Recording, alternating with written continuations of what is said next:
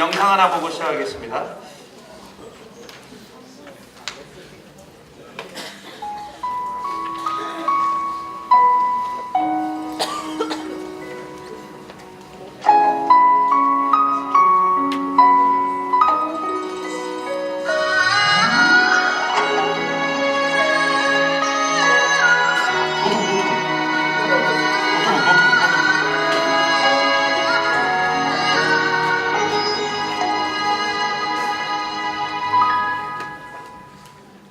주님이 홀로 가신 그 길 나도 따라가오.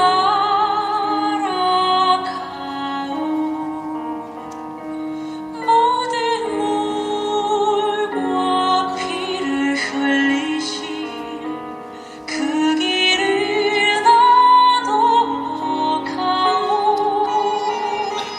험한 산도 나는 괜찮소. 바다 끝이라도 나는 괜찮소. 죽어가는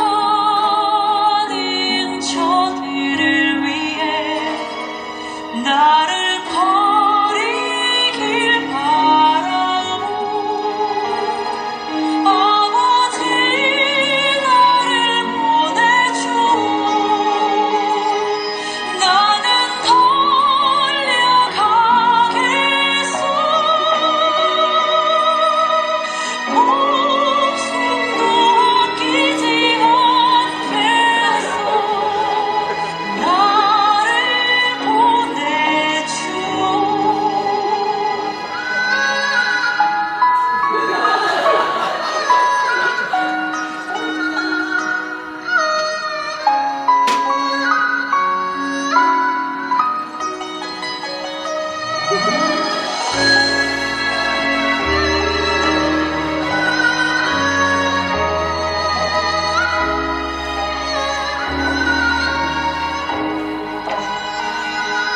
험한 산도 나는 괜찮소. 바다 끝이라도 나는 괜찮소. 죽어가는 저들을 위해 나를 버리길 바라오. 아버지 나를 보내주오. 나는 달려가겠소. 목숨도 아끼지 않겠소. 나를 보내주오.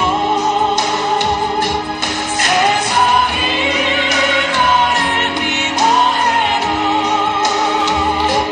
나는 사랑하겠소. 세상을 구원할 십자가 나도 따라가오. 생각을 버리면서까지 나를 사랑한 당신 이 작은 나를 받아주오.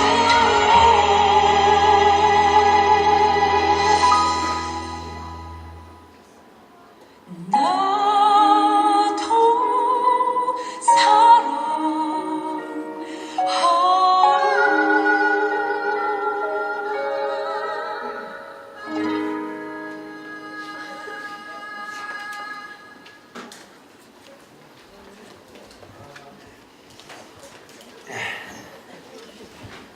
고맙습니다. 여러분 영상 잘 보셨죠? 여러분 주보 사이에 보면 여름 미션 트립 참가 신청서가 있습니다. 선착순 30명이고요. 예비로 5명까지 받도록 하겠습니다. 여러분 꼭 함께 해주시기 바랍니다. 8월 4일부터 13일까지입니다.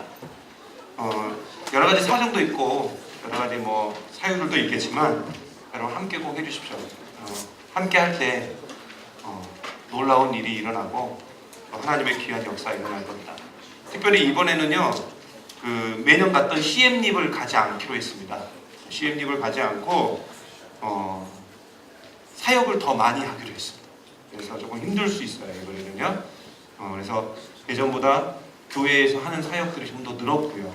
앙코르와트를 자체를 가지 않기 때문에 굉장히 많은 시간 동안 사역에 집중할 수밖에 없습니다. 그래서 이번에 조금 많이 힘들고 어렵지만 여러분 꼭 신청해서 같이 귀한 사역 가운데 동참해 주시고요. 3월 20일까지입니다. 여러분 시간이 얼마 없고요. 선착순이기 때문에 나중에 해야지 하다가 놓쳐버릴 수 있어요. 여러분 고민하지 마시고 나중에 혹시나 무슨 일이 생겨서 취소하면 되니까요.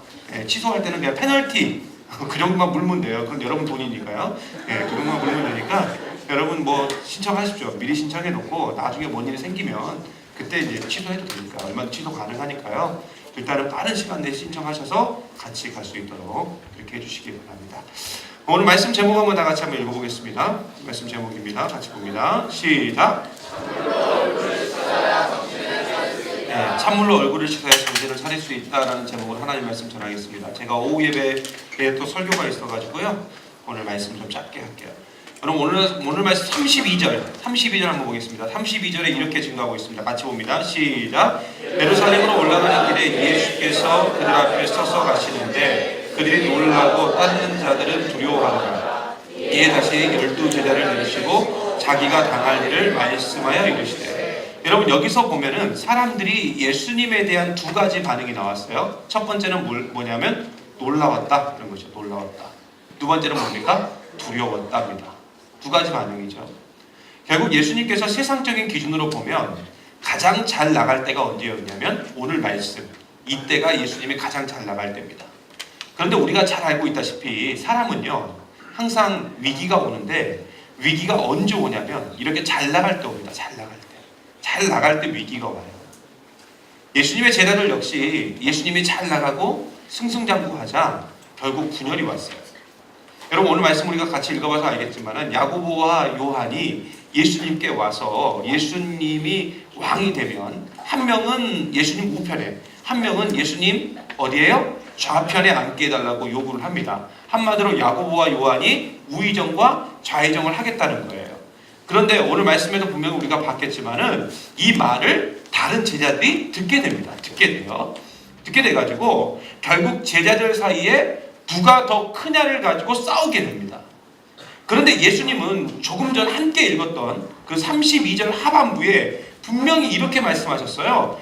이에 다시 12제자를 데리시고 자기가 당할 일을 말씀하여 이르시되 이렇게 말했습니다.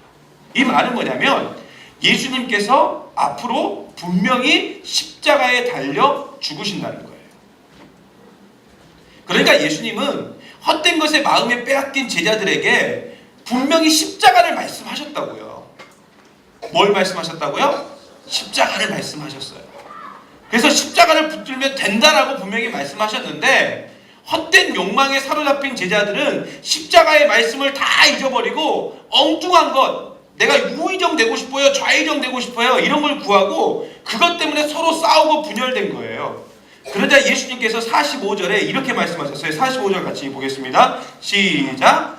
인자가 온 것은 섬김을 받으려 함이 아니라 도리어 섬기려 하고 자기 목숨을 많은 사람의 대속물로 주려 함이니라. 아멘. 한마디로 예수님은 십자가를 말씀하셨고 예수님의 제자라면 예수님처럼 많은 사람들을 위해서 십자가에 달려 죽어야 함을 이야기하고 계신 거예요.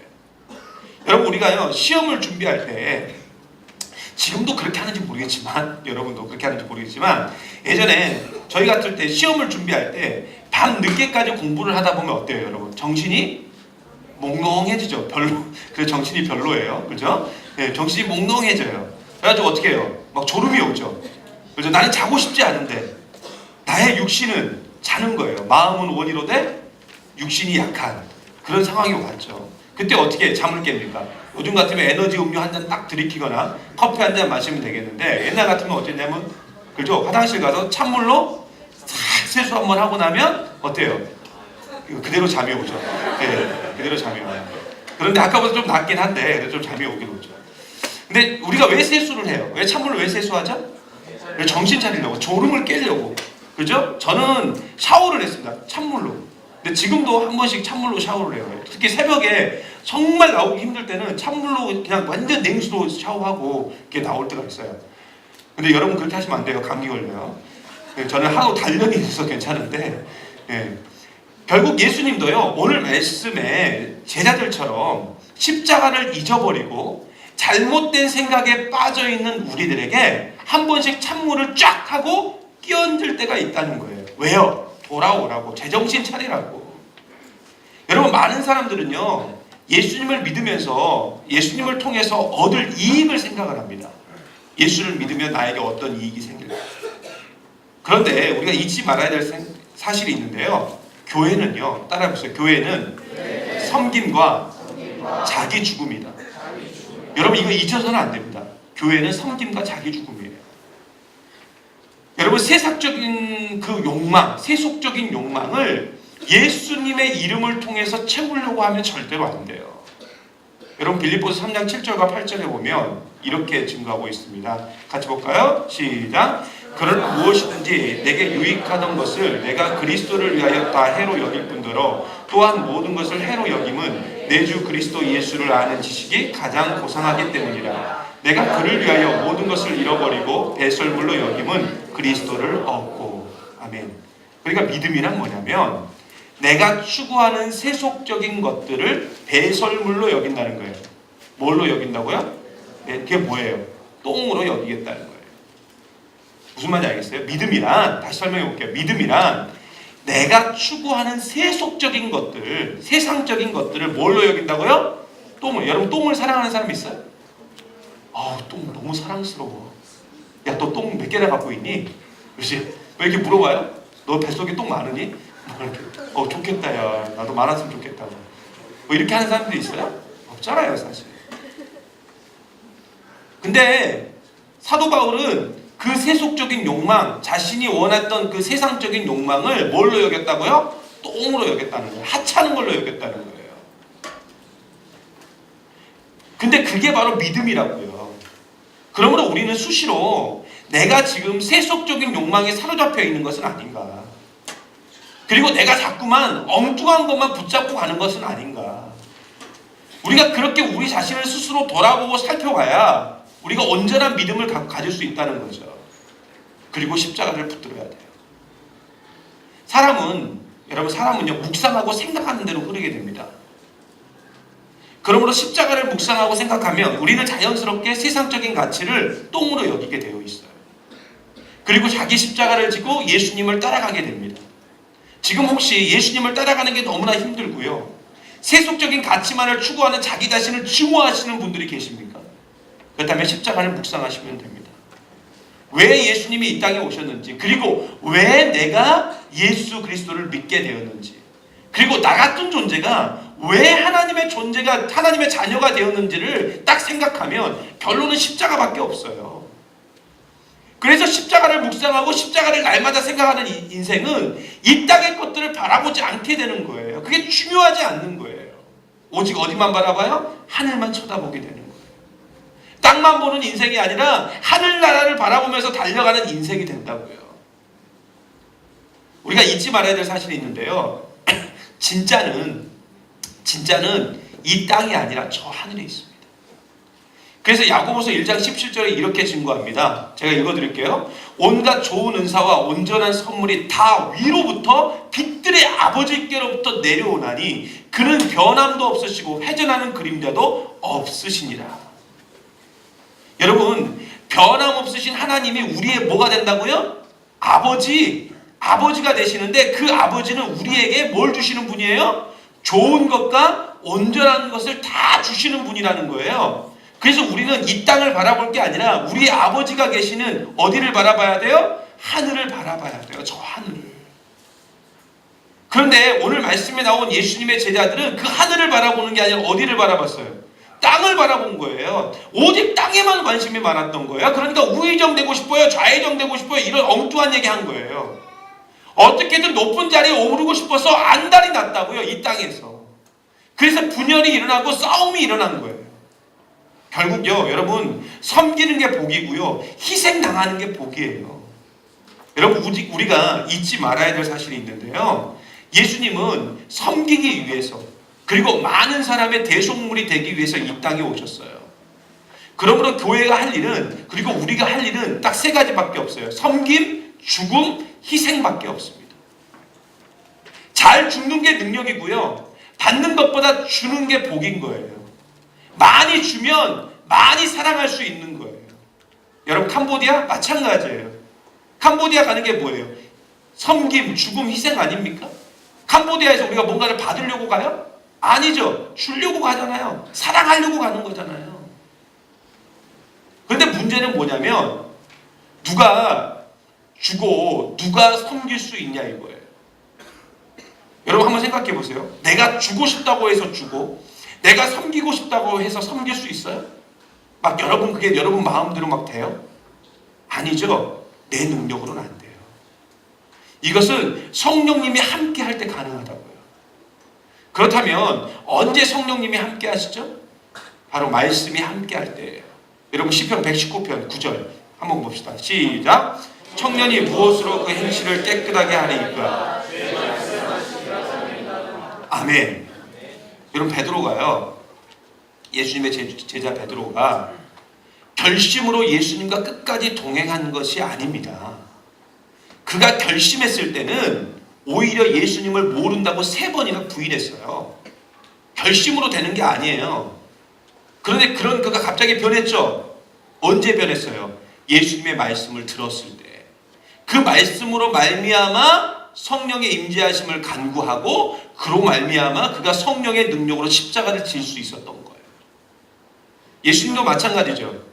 예수님도 사탄에게 시험 받을 때 무엇으로 이기셨죠? 그렇죠? 말씀이에요. 예수님 본인 자신이 말씀으로 무장되었기 때문에 시험을 쉽게 이기신 거라고요. 그러므로 우리가요, 우리가 시험에 넘어지지 않는 방법이 뭐냐?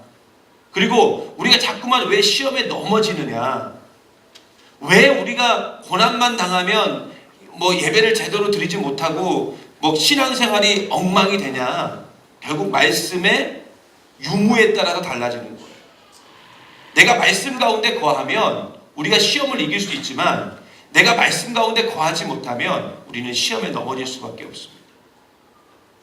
말씀이 없으면 결국은 뭘 보게 되느냐? 세상을 바라보게 돼요. 땅을 바라보게 돼요. 십자가를 바라보지 못하고 하늘이 아니라 땅을 바라보고 가는 인생이 돼버린다고요. 여러분, 한국교회 위기가 왔다고 말하죠.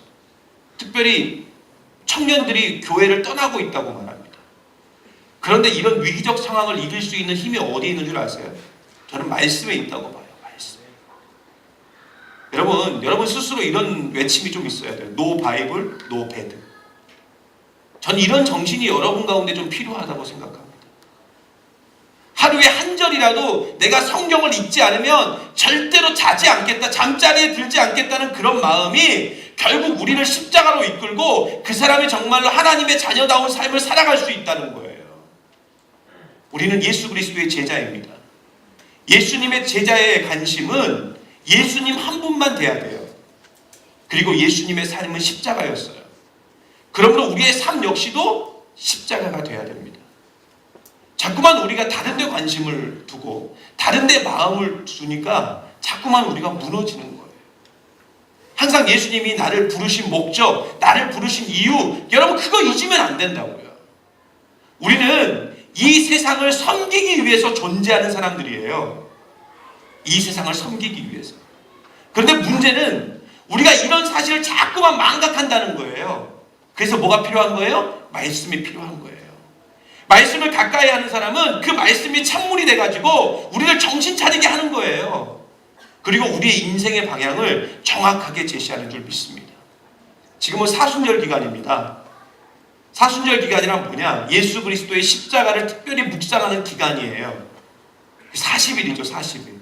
그래서 이번에 우리 교회는 사순절 기간 그 40일 동안 성경 통독을 시작했어요. 그것도 새벽에.